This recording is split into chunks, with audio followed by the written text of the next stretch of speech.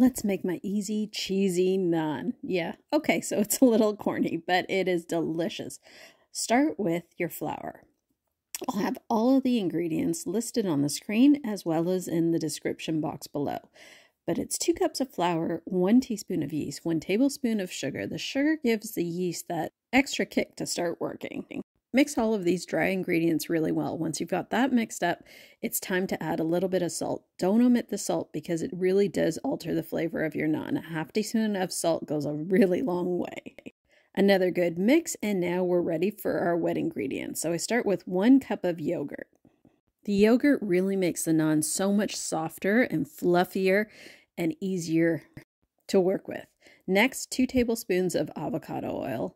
And last but not least, half a cup of warm water. Start mixing this entire mixture. Once you've finished getting all of the flour incorporated in, you'll see that it's a fairly wet mixture, just like this. Let it rest for about 30 minutes. I add another 1/4 cup of flour and knead the dough for another 10 minutes or so. Separate them out into balls, roll it into a roti. Now add cheddar cheese right to the middle, and I fold the 2 side flaps one over the other and then the 2 end flaps. Now I pat it down just a little bit, enough that it's flat enough to roll.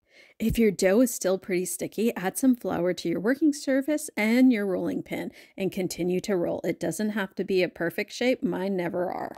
Don't roll it out too thin, 1/4 of an inch is perfect. Add this to a heated skillet and watch the magic happen. So I put it on this new honeycomb skillet. It's about 30 seconds to a minute per side, and then I add a little clarified butter to the top. You can add avocado oil or butter.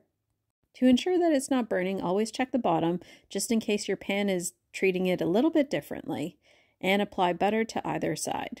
On top of it, I add parsley as a garnish, but it does add a ton of flavor in addition to being a garnish. This is best eaten warm. It's so delicious with any curry. Subscribe for more great ideas, quick and easy.